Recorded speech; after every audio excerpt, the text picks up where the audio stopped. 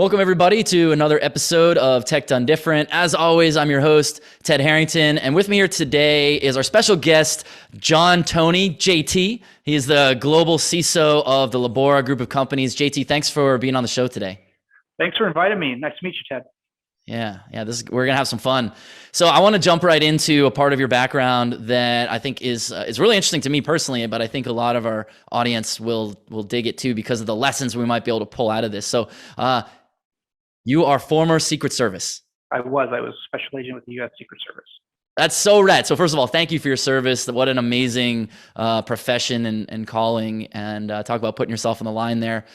So I think what I'd like to explore in this, I'm sure there's plenty you cannot talk about, so I won't ask you to to get into those details. But when we think about what it takes to be responsible for protecting the head of state of the United States, what can we learn from that? What can we extract from the principles of being in the Secret Service to cybersecurity? How can we build better, more secure systems based on some of the things you've learned in the Secret Service? For me, the methodology actually transferred really well, and it guides me every single day in what I do. So when you become a Secret Service agent, all the training we go through and the Secret Service, basic training, you learn that, the president is here, the protectee is here, and the post standards go here to protect this, and the magnetometers are a certain location, certain hallways are locked off, the perimeters are set a certain way. So I think about that in IT security terms, and I just replace the president with the crown jewels data, and then I build my infrastructure, my architecture in almost the exact same way. So there's a threat intel piece. Well, we had intelligence groups scouting for what was coming in. We had post standards locking places off. Those are firewalls, or IAM rules.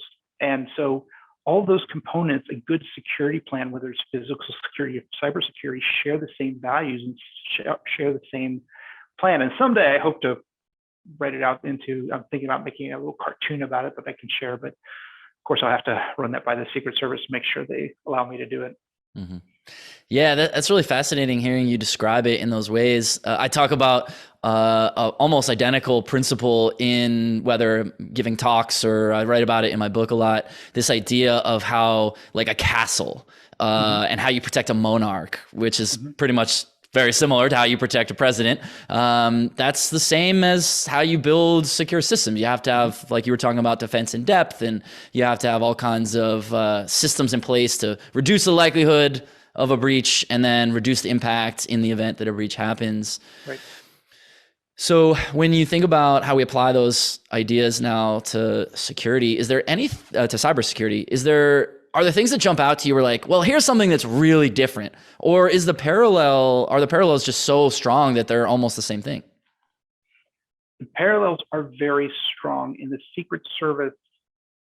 In that world, it was a decision of when to move and when not to move, right? When you stand your ground and you hold tight and you're going to stay here and let the effects play out around you. But when you have to move really, really fast. And that has been my challenge in the private sector since I left the government, is coaching teams that when it's time to move, we have to move fast. We can't, this can't take a long time. And having those, incident response plans in place and having everybody coached and having it rehearsed. Because whether you're dealing with something exploding or a cyber incident, under extreme stress, you're only going to make one, maybe two good decisions. That's what, your brain can't calculate everything. So having as much pre-planned, and, everybody talks about playbooks, but it's absolutely true, whether you're in the Secret Service or you're in information security, you can only make a few quality decisions in that short time. So that's an interesting aspect to the idea of incident response, the quality of decision-making. I think maybe people who haven't developed an incident response plan, they probably think about it in terms of more like, what are the steps? What should we do? How should we prioritize those steps? And certainly that's part of decision-making, but What you're talking about is the human factor. How do people actually think? How do we process in a crisis?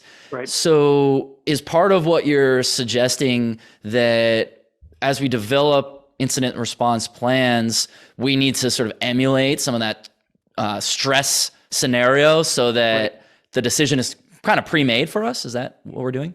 I agree. Stress inoculation, as we called it, is really important, even in incident response, and knowing communications channels. So when I was with the government, we all spoke the same language. We had the same acronyms. When I worked for a very large company in the Midwest during an incident response, issue. I was talking with a team in Central Europe, and the team were hardworking, very earnest, very caring people. But it turns out that the things I were saying, and I thought were basic IR concepts, that team had no experience in IR and didn't understand what I was saying. So they would nod and agree, and I assumed they understood me, and they didn't understand. So I realized it was on me that I wasn't communicating my intentions, instructions clearly, and they didn't want to come across as unknowledgeable or didn't want to upset me or whatever the reason was.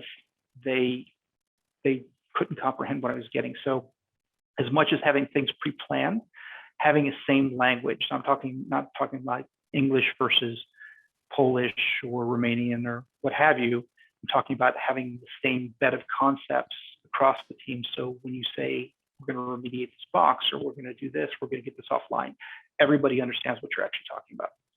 Sure. Yeah, it's fascinating, the idea how jargon can be really isolating, right? Not everyone knows the same jargon. And sometimes we don't even realize we're using jargon. We're just so used to working in corporate America, working in the government or whatever. So how do you overcome that? Spending time with teams. I've been on teams where there's an artificial construct where they put you in a group and try to get everybody working together.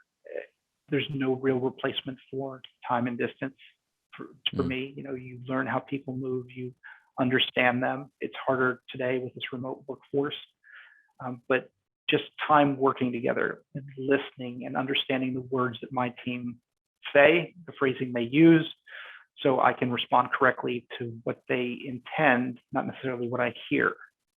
And just time together is the most valuable thing in responding to an incident and having that familiarity and having that trust. I like that. Now, I'm certain you cannot disclose any details about the incident that you're referring to, but maybe you can help us extract some lessons learned from that process. So, to what extent you can, what happened? I mean, obviously, don't tell any details, but generally speaking, what was the source of a failure, and what did we learn from that process that others listening to this can say, all right, well, I'm going to now approach my situation a little differently based on what JT went through? An employee looking at something he shouldn't have been looking at, and it infected the computer system and affected another system and snowballed from there. And it was a real issue because, the malware had been invited into the network. And it didn't affect other sites, but it had a dramatic effect on what we were trying to do in Europe at that time. So I would say my biggest takeaway from that is, understanding how we communicate, as you and I just discussed. But if I could talk about being your own best self-advocate, because I think that's actually the more important lesson I learned, and it happened in another instance, but I think that's the most important thing as a security leader, director, CISO, what have you, that being your own best advocate in relation to the government is the most important thing. So how does one do that? How does one be a good self-advocate? Well, today, I just read earlier that President Biden signed a new CISA Act where critical infrastructure has to report back to the government. The group, when I was in Secret Service, was founded just for that. The federal government was trying to enact similar rules under President Bush, where if there was a significant breach or had infrastructure ultimately be called back to the government. The Secret Service was going to be the point organization. So my experience is this. If you have a breach or a concern or something goes sideways on you, you may get a knock on the door from the FBI or DHS. And these agents will come in and they know nothing about your enterprise. Mm-hmm. They have good intentions, but they also have a mandate to go figure this out or go pull information. And in one instance, in one company I worked with years ago, the FBI came in and they handed me a list of subnetted IP addresses. So we have 10.10, 10.20, 10.200 IP addresses, but it was missing, the originating IP, it was missing a date, it was missing a time, and it gave me no information whatsoever to track down what box was communicating on this subnet at what time. Mm-hmm. And I said, I need all the information about this. You can't investigate what you don't know. And I had to push back against the FBI because they wanted information right away, but they didn't share information with me to help them. It's very much of a Jerry Maguire, help me, help you. Yeah. And sometimes the government tries to create the illusion that you're required to give the information. Now, under this new CISA Act, people will hash that out, what you're required to give. But also you need to understand that you don't have to give everything. And if they're just collecting evidence and collecting information, you have a right to know why they're collecting it or how they're going to help you. And too often government agencies will come in, demand information they're not necessarily entitled to without a warrant or subpoena, and then disappear on you. And you actually don't get the help that they promise. So what I would say to every security leader, and I preach this often, is be your own best advocate. Take the information they can offer you, have good conversations with them, negotiate them, and ask questions. The government's not entitled to come in and just take everything. You also have your leadership to report to, your customers, your business, your board, your CEO. Those things are what should matter to you, and the government will be all right. And the government may come in and play games saying sources and methods. We can't tell you, you're not authorized to know. Well, they can give you enough information to do some research yourself and try to figure out where the threat is coming from. In one instance, the government came in and gave me a photocopied, downloaded PDF about an APT. And it turns out that APT was not what was affecting my organization. And the agent who came to me to interview me about a security concern wasn't even a cyber agent. It was just a local FBI agent in a local office who did everything from bank robbery to art theft to what have you. So make sure you're talking to the right person and you're getting the right answers. And if things don't make sense, ask questions. And don't be afraid to call another agency. If the FBI is not helping you out, call DHS or call someone else. Because ideally, the government's supposed to work together. I will tell you truthfully, they do not. Right. Different agencies tend to hoard information, and they feel that they're, it's their case and not DHS's case, or vice versa. Ask around, build these relationships before you need them. It's really interesting hearing you describe that. Use the term earlier, stress inoculation, which I thought was a great way to describe it. And talk about a stressful situation, right? The FBI is asking for things from you. Most people are going to be like, here's everything. This is the first time I've ever been through this, right? Right. And you've given some pretty good counsel to say, pause a minute, see what help you can get. There's an element to this that I find really fascinating about the challenges around the way we think about collaboration and the ways we think about sharing information. One of the many soapboxes that I stand on is why we need to share information between, from my corner of the world is, ethical hacking and penetration testing and stuff like that. And a lot of people think of organizations like ours as like, well, let's not give them any information because the attacker doesn't have that information. But that's a really bad way to think about it, because you do have that information. That's an advantage over the attacker. This ability to share information is an advantage. And what you've just described is why the lack of collaboration and information sharing becomes a problem.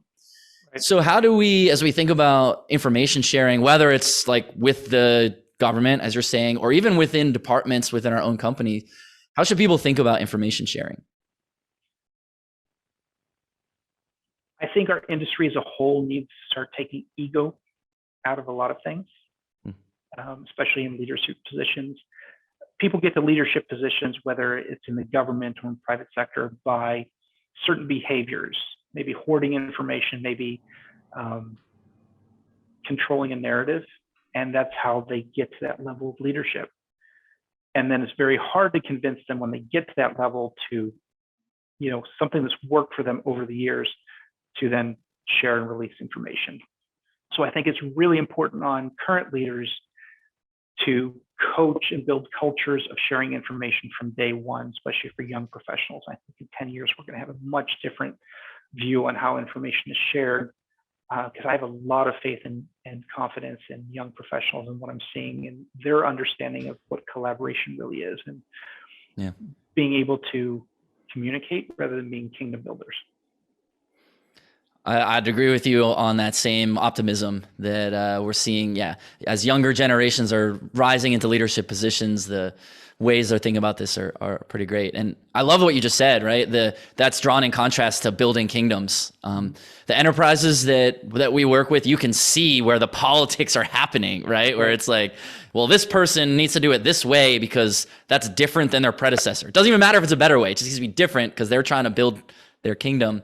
And I've seen how that can be contradictory to building an actual good security program. So we're talking about leadership and team development right now. Maybe you could tell us a little bit about this idea that you have at your organization, or that you've seen organizations do, around how do you build good teams. We talked about offline, not yet, we haven't talked about this, but about how do you deal with jerks, and how do you build teams that don't have antagonistic type conflicts. So tell me about your view on that. How do you build a good culture, good teams? I felt like such a charlatan as I grew in my leadership role, because what I found myself doing, coming from a very hierarchical, sometimes patriarchal organization in the government into the private sector, into business, is I did the opposite of the managers that I didn't like, or the people that were angry or took people for granted or didn't listen to people. And I just changed my management style. Like, I hated that about that person, or how I was treated, or how my team was treated. And I'm going to go 180 degrees this way. And for a long time, I felt, is that really the right way to do things? And I'm a student of Jocko Willink. He's a Navy SEAL, and he has, Echelon Front, which provides coaching and talks about hiring and building teams the right way. And he said the same thing. And it was such a relief for me that that is a valid way to build a team, and build emotional intelligence, and build kindness, and build empathy in a team, especially if you experience the opposite, is to be very conscious and focused on that. How we're doing that in my organization is, and this is not my idea, but it's been a fantastic tool, is everyone in my group takes an Enneagram test. An Enneagram test will tell you your personality type, whether you're more of a thinking person, a feeling person, or an action-oriented person. So, we share Enneagram results with each other, and we talk about how we communicate, and do we do things by feel, or do we do things by logic, or are we see a task and we jump to action. And for example, one of my team is an action-oriented team, but I'm a thinking person. So it's not only each of us individually, but what is the team dynamic, and what's the team goal? And so for an action-oriented team, we actually had to stop and sit and talk about everything together and say, listen, we jump, we're very forward focused. Maybe we need to stop and slow down before we jump into action, and understand what we're doing, since we're an action-oriented team.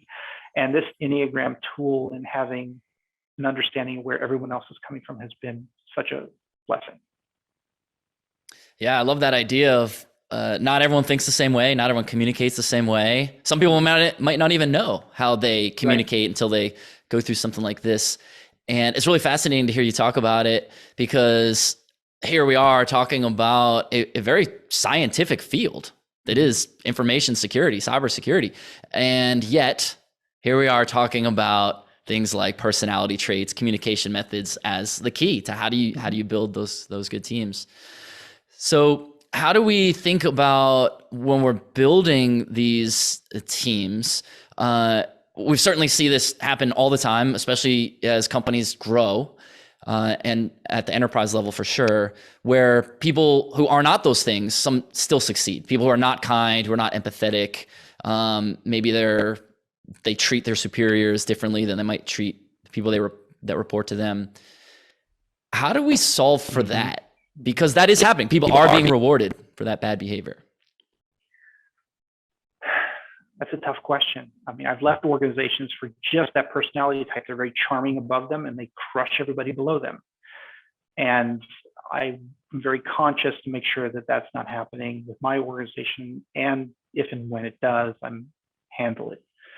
So I think it's really incumbent on the executive leaders to recognize the people below you and the people that work, kind of on the scale below them, that you're accountable for everybody in the stack and in making sure that those type of things aren't happening.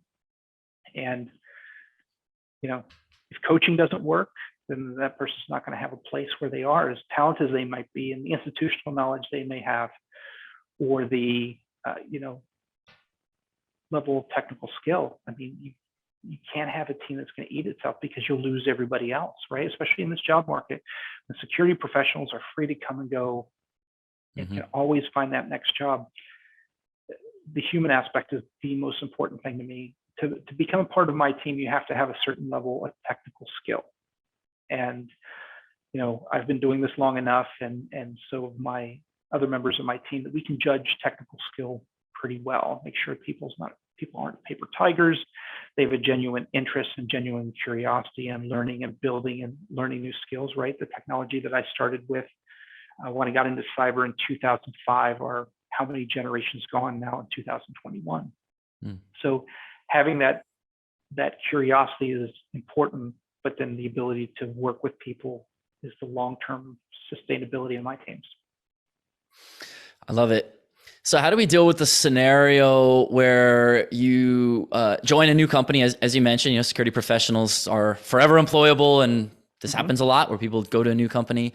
Or maybe you are within a large company and you change departments or whatever, and you enter a new team, a new scenario, and you see that things might need to change. Maybe it's the way that the technology that itself works, or maybe the way the team is architected, and you're new to the team, but you still need to speak up and say, there's a better way.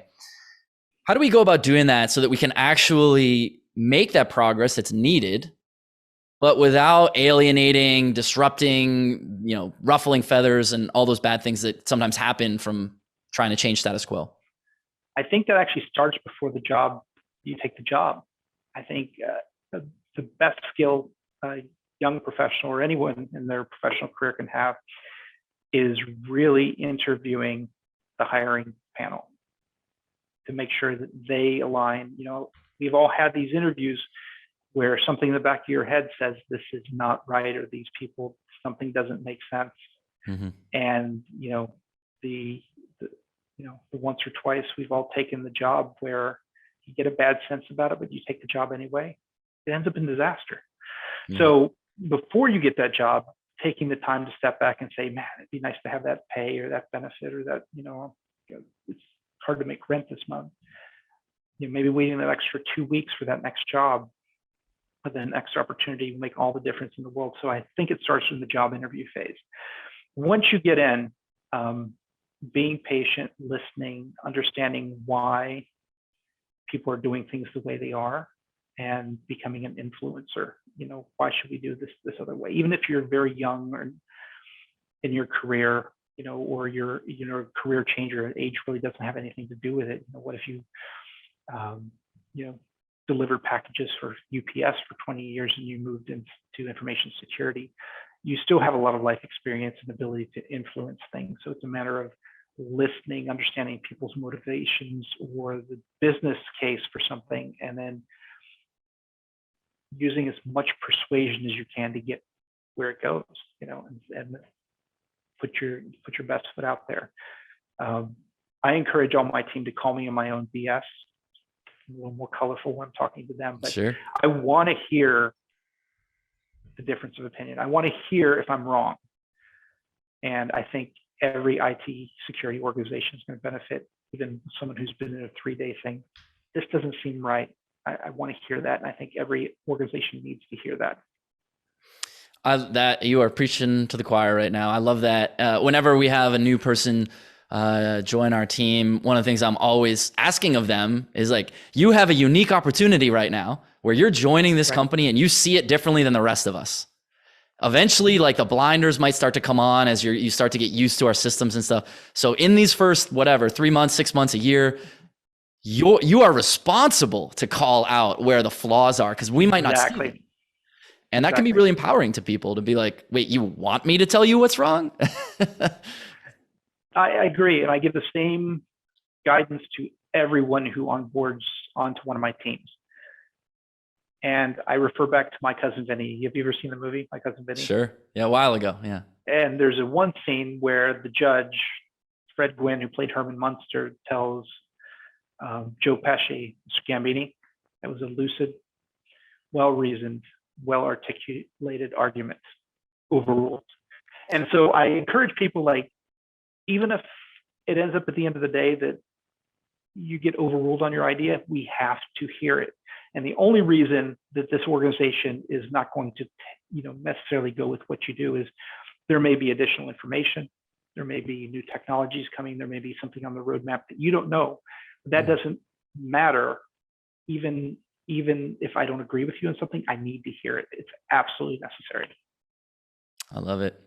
Well, JT, you've been amazing. Thank you for all the insights and helping educate our audience. As we wrap up here, is there any parting wisdom that you want to leave our audience with, or anything I didn't ask you about that I should have? No, I would just say that, as I said before, if dealing with the government, especially with this new CISA Act that's been enacted, get to know the agents who come talk to you. Call someone, take them out for a cup of coffee. It's better to have that relationship early. Join InfraGard or the Secret Service Electronic Crimes Task Force. And then when that time comes, then you have someone you know and someone who knows you. But be your own best advocate. You do not have to hand out information that you don't want to. If they absolutely need it, they can come to you with a warrant or a subpoena. And protect your company, protect your business, protect your own career. As someone who wore the special agent badge, special agents are there on behalf of the government's interest. Take care of your own interests first. I love it. John Toney, the Global CISO of Labora Group of Companies, thanks for your time today. Really appreciate you. Thank you. And for everybody else, if you want to hear more about what JT's up to or request to appear on the podcast yourself, just go to tedharrington.com/podcast, and we'll catch you next time.